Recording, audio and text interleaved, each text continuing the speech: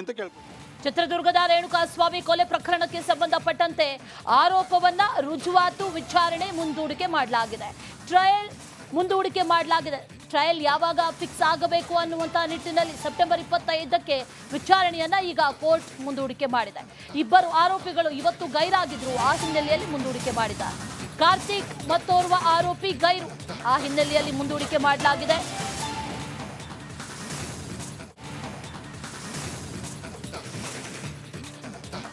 Trial ಆದಷ್ಟು ಬೇಗ ಆರಂಭ ಆಗಬೇಕು ಅನ್ನೋದನ್ನ ಈ ಹಿಂದೆ ಕೋರ್ಟ್ ಕೂಡ ಹೇಳಿತ್ತು. ಆದರೆ ಆರಂಭ ಆಗಿರಲಿಲ್ಲ. ಇವತ್ತು ಕೂಡ ಇಬ್ಬರು ಗೈರು, ಆ ನಿಟ್ಟಿನಲ್ಲಿ ಮುಂದೂಡಿಕೆ ಮಾಡಲಾಗಿದೆ. ದರ್ಶನ್ಗೆ ಹಾಸಿಗೆ ದಿಂಬು ನೀಡದ ವಿಚಾರ ಕೂಡ, ಅದರ ಬಗ್ಗೆ ಕೂಡ ಇವತ್ತು ವಿಚಾರಣೆ ಇತ್ತು. ಜೈಲಾಧಿಕಾರಿಗಳಿಗೆ ಸ್ಪಷ್ಟೀಕರಣವನ್ನ ಕೇಳಿದ್ದಾರೆ ಜಡ್ಜ್. ನ್ಯಾಯಾಧೀಶರು ಸ್ಪಷ್ಟೀಕರಣ ಕೇಳಿದ್ದಾರೆ. ಜೈಲ್ ಮ್ಯಾನ್ಯುವಲ್ನಲ್ಲಿ ಇರುವಂತೆ ಸೌಲಭ್ಯವನ್ನ ನೀಡಲಾಗಿದೆ ಅಂತ ಜೈಲಾಧಿಕಾರಿಗಳು ಇದಕ್ಕೆ ಸ್ಪಷ್ಟೀಕರಣವನ್ನ ಕೊಟ್ಟಿದ್ದಾರೆ. ಮ್ಯಾನ್ಯುವಲ್ನಲ್ಲಿ ಏನಿದೆ ಅದನ್ನ ನಾವು ಕೊಟ್ಟಿದ್ದೇವೆ, ಅದರ ಹೊರತಾಗಿ ಏನಾದರೂ ಕೊಟ್ಟರೆ ಈಗಾಗಲೇ ಸುಪ್ರೀಂ ಕೋರ್ಟ್ ಚಾಟಿ ಬೀಸಿರೋದ್ರಿಂದ ಬೇರೆ ಯಾವುದೇ ನಿಟ್ಟಿನಲ್ಲೂ ಕೂಡ ಯಾವುದೇ ಸೌಲಭ್ಯವನ್ನ ನೀಡಲಾಗಿಲ್ಲ, ಜೈಲಾಧಿಕಾರಿಗಳು ನ್ಯಾಯಾಧೀಶರಿಗೆ ತಿಳಿಸಿದ್ದಾರೆ.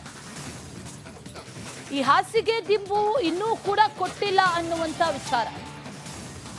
ವಾಕಿಂಗ್ ಮಾಡೋದಕ್ಕೆ ಅವಕಾಶ ಕೊಟ್ಟಿದ್ದಾರೆ, 2 ಹೊತ್ತು ವಾಕಿಂಗ್ ಮಾಡೋದಕ್ಕೆ ಅವಕಾಶ ಕೊಟ್ಟಿದ್ದಾರೆ ಬಿಟ್ರೆ ಬೇರೆ ಯಾವುದಕ್ಕೂ ಕೂಡ ಅವಕಾಶ ಕೊಟ್ಟಿಲ್ಲ. ಅಂದ್ರೆ ಹಾಸಿಗೆ ದಿಂಬು ಕನಿಷ್ಠ ಪಕ್ಷ ಪಕ್ಕದ ಸೈಲಲ್ಲಿರುವಂಥ ಆ ಟೆರರಿಸ್ಟ್ ಅವ್ರಿಗೆ ಕೊಡ್ತಾ ಇರುವಂಥ ಸವಲತ್ತುಗಳನ್ನ ಕೂಡ ದರ್ಶನ ಕೊಟ್ಟಿಲ್ಲ ಅನ್ನುವಂಥದ್ರ ಮಟ್ಟಿಗೆ ವಾದ ಪ್ರತಿವಾದಗಳು ನಡೆದಿದ್ವು. ಅದರ ನಂತರದಲ್ಲಿ ನ್ಯಾಯಾಧೀಶರು ಇವತ್ತು ಸ್ಪಷ್ಟನೆ ಕೇಳಿದ್ದಾರೆ. ಯಾಕೆ ಹಾಸಿಗೆ ದಿಂಬು ಇನ್ನೂ ಕೊಡಲಾಗಿಲ್ಲ? ಆಗ ಜೈಲಧಿಕಾರಿಗಳು ಉತ್ತರ ಕೊಟ್ಟಿರೋದು ಮ್ಯಾನ್ಯುವಲ್ನಲ್ಲಿ ಏನೇನಿದೆ ಅದನ್ನ ಕೊಡಲಾಗಿದೆ, ಆದರೆ ಅದರ ಹೊರತಾಗಿ ಯಾವುದು ಕೂಡ ಕೊಟ್ಟಿಲ್ಲ ಅನ್ನುವಂಥ ವಿಚಾರ. ಹಾಸಿಗೆ ದಿಂಬು ಸೇರಿ ಕನಿಷ್ಠ ಸೌಲಭ್ಯಗಳು ಇವತ್ತಾದರೂ ಸಿಗುತ್ತಾ ಅನ್ನುವಂಥ ಒಂದಷ್ಟು ಪ್ರಶ್ನೆಗಳಿದ್ವು. ಇವತ್ತು ವಿಚಾರಣೆ ಕೂಡ ಇತ್ತು. ಈಗ ರೇಣುಕಾಸ್ವಾಮಿ ಕೊಲೆ ಕೇಸ್ ವಿಚಾರಣೆಯನ್ನ ಮುಂದೂಡಿಕೆ ಮಾಡಲಾಗಿದೆ. 25ಕ್ಕೆ ಮುಂದೂಡಿಕೆ ಮಾಡಿದ್ದಾರೆ.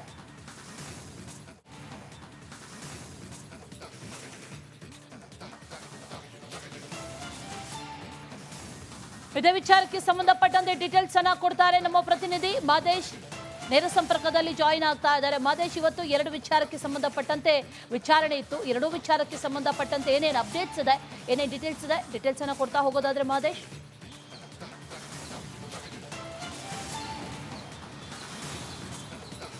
ಅಶ್ವಿನಿ, ರೇಣುಕಾಸ್ವಾಮಿ ಕೊಲೆ ಪ್ರಕರಣಕ್ಕೆ ಸಂಬಂಧಪಟ್ಟಂತೆ ಇವತ್ತು ಚಾರ್ಜ್ ಫ್ರೇಮ್ ಅನ್ನ ನಿಗದಿ ಮಾಡೋದಕ್ಕೆ ನ್ಯಾಯಾಲಯ ಡೇಟ್ ಅನ್ನ ನಿಗದಿಸಿತ್ತು. ಆದರೆ ಇಬ್ಬರು ಆರೋಪಿಗಳು ಇವತ್ತು ಗೈರಾಗಿದ್ರು. ಅಂದರೆ ದರ್ಶನ್, ಪವಿತ್ರ ಗೌಡ ಸೇರಿ 5 ಆರೋಪಿಗಳು ಜೈಲಿನಿಂದ ವಿಡಿಯೋ ಕಾನ್ಫರೆನ್ಸ್ ಮೂಲಕ ಹಾಜರಾಗಿದ್ದರೆ, ಮತ್ತೊಂದು ಕಡೆ ಉಳಿದ ಆರೋಪಿಗಳು ಫಿಸಿಕಲ್ ಆಗಿ ಕೋರ್ಟ್ಗೆ ಬಂದು ಹಾಜರಾತಿಯನ್ನು ಕೊಟ್ಟರು. ಆದರೆ ಈ ಒಂದು ಸಂದರ್ಭದಲ್ಲಿ ಇಬ್ಬರು ಆರೋಪಿಗಳು A14 ಮತ್ತು A15 ಇಬ್ಬರು ಆರೋಪಿಗಳು ಇವತ್ತು ನ್ಯಾಯಾಲಯಕ್ಕೆ ಗೈರಾಜರಾಗಿದ್ದರು. ಹೀಗಾಗಿ ಈ ಒಂದು ಸಂದರ್ಭದಲ್ಲಿ ಬೇರೆ ಇಬ್ಬರು ಆರೋಪಿಗಳಿಂದ ಡಿಸ್ಚಾರ್ಜ್ ಅರ್ಜಿಯನ್ನು ಕೂಡ ಈ ಒಂದು ಕೋರ್ಟ್ಗೆ ಸಲ್ಲಿಸುವಂಥ ಕೆಲಸವನ್ನು ಮಾಡಲಾಗಿತ್ತು.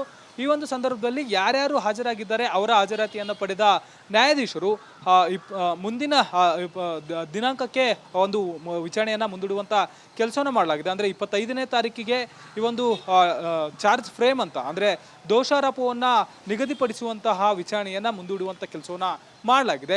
ಇದೇ ವೇಳೆ ದರ್ಶನ್ಗೆ ಹೆಚ್ಚುವರಿಯಾಗಿ ಹಾಸಿಗೆ ಮತ್ತು ದಿಂಬು ಕೊಡುವಂಥ ವಿಚಾರಕ್ಕೆ ಸಂಬಂಧಪಟ್ಟಂತೆ ದರ್ಶನ್ ಪರ ವಕೀಲರಾದಂಥ ಸುನಿಲ್ ಏನು ಅರ್ಜಿ ಸಲ್ಲಿಸಿದ್ರಲ್ಲ, ಆ ಒಂದು ಅರ್ಜಿಗೆ ಸಂಬಂಧಪಟ್ಟಂತೆ ಜೈಲಾಧಿಕಾರಿಗಳಿಗೆ ಅಂದರೆ ಪ್ರಾಸಿಕ್ಯೂಷನ್ಗೆ ಒಂದು ವಿಚಾರದ ಬಗ್ಗೆ ಕ್ಲಾರಿಫಿಕೇಶನ್ ಅನ್ನ ಪಡೆಯುವಂಥ ಕೆಲಸವನ್ನು ಕೂಡ ಮಾಡಿದ್ರು. ಥ್ಯಾಂಕ್ ಯು ಡೀಟೇಲ್ಸ್ಗೆ. ಚಿತ್ರದುರ್ಗದ ರೇಣುಕಾಸ್ವಾಮಿ ಕೊಲೆ ಪ್ರಕರಣಕ್ಕೆ ಸಂಬಂಧಪಟ್ಟಂತೆ ಆರೋಪವನ್ನ ರುಜುವಾತು ವಿಚಾರಣೆ ಮುಂದೂಡಿಕೆ ಮಾಡಲಾಗಿದೆ. ಟ್ರಯಲ್ ಯಾವಾಗ ಫಿಕ್ಸ್ ಆಗಬೇಕು ಅನ್ನುವಂಥ ನಿಟ್ಟಿನಲ್ಲಿ ಸೆಪ್ಟೆಂಬರ್ 25ಕ್ಕೆ ವಿಚಾರಣೆಯನ್ನ ಈಗ ಕೋರ್ಟ್ ಮುಂದೂಡಿಕೆ ಮಾಡಿದೆ. ಇಬ್ಬರು ಆರೋಪಿಗಳು ಇವತ್ತು ಗೈರಾಗಿದ್ರು, ಆ ಹಿನ್ನೆಲೆಯಲ್ಲಿ ಮುಂದೂಡಿಕೆ ಮಾಡಿದ್ದಾರೆ. ಕಾರ್ತಿಕ್ ಮತ್ತೋರ್ವ ಆರೋಪಿ ಗೈರು, ಆ ಹಿನ್ನೆಲೆಯಲ್ಲಿ ಮುಂದೂಡಿಕೆ ಮಾಡಲಾಗಿದೆ.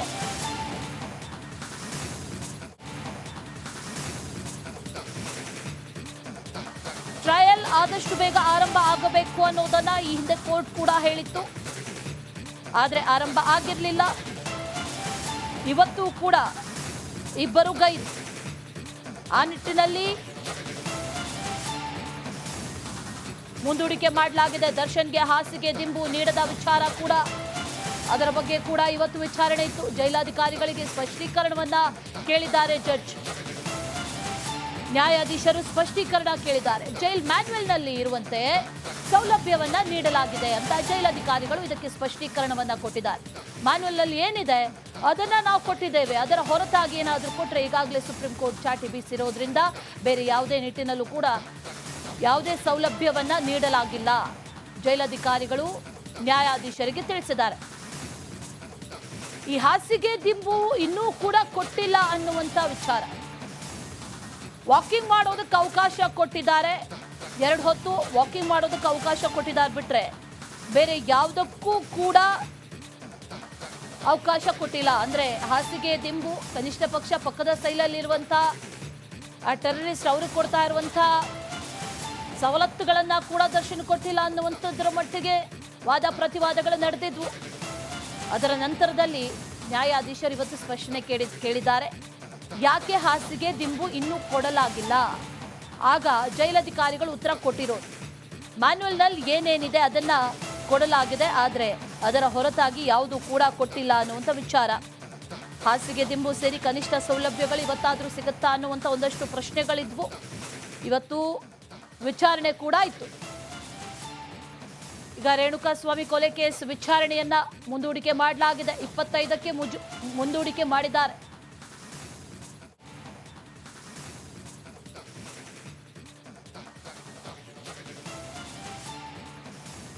ಇದೇ ವಿಚಾರಕ್ಕೆ ಸಂಬಂಧಪಟ್ಟಂತೆ ಡೀಟೇಲ್ಸ್ ಅನ್ನ ಕೊಡ್ತಾರೆ ನಮ್ಮ ಪ್ರತಿನಿಧಿ ಮಾದೇಶ್.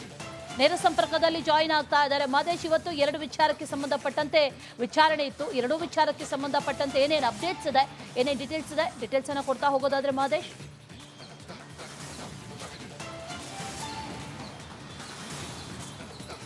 ಅಶ್ವಿನಿ, ರೇಣುಕಾಸ್ವಾಮಿ ಕೊಲೆ ಪ್ರಕರಣಕ್ಕೆ ಸಂಬಂಧಪಟ್ಟಂತೆ ಇವತ್ತು ಚಾರ್ಜ್ ಫ್ರೇಮ್ ಅನ್ನ ನಿಗದಿ ಮಾಡೋದಕ್ಕೆ ನ್ಯಾಯಾಲಯ ಡೇಟ್ ಅನ್ನ ನಿಗದಿಸಿತ್ತು. ಆದರೆ ಇಬ್ಬರು ಆರೋಪಿಗಳು ಇವತ್ತು ಗೈರಾಗಿದ್ರು. ಅಂದ್ರೆ ದರ್ಶನ್, ಪವಿತ್ರ ಗೌಡ ಸೇರಿ 5 ಆರೋಪಿಗಳು ಜೈಲಿನಿಂದ ವಿಡಿಯೋ ಕಾನ್ಫರೆನ್ಸ್ ಮೂಲಕ ಹಾಜರಾಗಿದ್ರೆ, ಮತ್ತೊಂದು ಕಡೆ ಉಳಿದ ಆರೋಪಿಗಳು ಫಿಸಿಕಲ್ ಆಗಿ ಕೋರ್ಟ್ಗೆ ಬಂದು ಹಾಜರಾತಿಯನ್ನು ಕೊಟ್ಟರು. ಆದರೆ ಈ ಒಂದು ಸಂದರ್ಭದಲ್ಲಿ ಇಬ್ಬರು ಆರೋಪಿಗಳು A14 ಮತ್ತು A15 ಇಬ್ಬರು ಆರೋಪಿಗಳು ಇವತ್ತು ನ್ಯಾಯಾಲಯಕ್ಕೆ ಗೈರಾಜರಾಗಿದ್ರು. ಹೀಗಾಗಿ ಈ ಒಂದು ಸಂದರ್ಭದಲ್ಲಿ ಬೇರೆ ಇಬ್ಬರು ಆರೋಪಿಗಳಿಂದ ಡಿಸ್ಚಾರ್ಜ್ ಅರ್ಜಿಯನ್ನು ಕೂಡ ಈ ಒಂದು ಕೋರ್ಟ್ಗೆ ಸಲ್ಲಿಸುವಂಥ ಕೆಲಸವನ್ನು ಮಾಡಲಾಗಿತ್ತು. ಈ ಒಂದು ಸಂದರ್ಭದಲ್ಲಿ ಯಾರ್ಯಾರು ಹಾಜರಾಗಿದ್ದಾರೆ ಅವರ ಹಾಜರಾತಿಯನ್ನು ಪಡೆದ ನ್ಯಾಯಾಧೀಶರು ಮುಂದಿನ ದಿನಾಂಕಕ್ಕೆ ಒಂದು ವಿಚಾರಣೆಯನ್ನು ಮುಂದೂಡುವಂಥ ಕೆಲಸವನ್ನು ಮಾಡಲಾಗಿದೆ. ಅಂದರೆ 25ನೇ ತಾರೀಕಿಗೆ ಈ ಒಂದು ಚಾರ್ಜ್ ಫ್ರೇಮ್ ಅಂತ ಅಂದರೆ ದೋಷಾರೋಪವನ್ನು ನಿಗದಿಪಡಿಸುವಂತಹ ವಿಚಾರಣೆಯನ್ನು ಮುಂದೂಡುವಂಥ ಕೆಲಸವನ್ನು ಮಾಡಲಾಗಿದೆ. ಇದೇ ವೇಳೆ ದರ್ಶನ್ಗೆ ಹೆಚ್ಚುವರಿಯಾಗಿ ಹಾಸಿಗೆ ಮತ್ತು ದಿಂಬು ಕೊಡುವಂಥ ವಿಚಾರಕ್ಕೆ ಸಂಬಂಧಪಟ್ಟಂತೆ ದರ್ಶನ್ ಪರ ವಕೀಲರಾದಂಥ ಸುನಿಲ್ ಏನು ಅರ್ಜಿ ಸಲ್ಲಿಸಿದ್ರಲ್ಲ, ಆ ಒಂದು ಅರ್ಜಿಗೆ ಸಂಬಂಧಪಟ್ಟಂತೆ ಜೈಲಾಧಿಕಾರಿಗಳಿಗೆ ಅಂದರೆ ಪ್ರಾಸಿಕ್ಯೂಷನ್ಗೆ ಒಂದು ವಿಚಾರದ ಬಗ್ಗೆ ಕ್ಲಾರಿಫಿಕೇಶನ್ ಅನ್ನ ಪಡೆಯುವಂಥ ಕೆಲಸವನ್ನು ಕೂಡ ನ್ಯಾಯಾಧೀಶರು ಮಾಡಿದ್ರು. Thank you ಡೀಟೇಲ್ಸ್ಗೆ.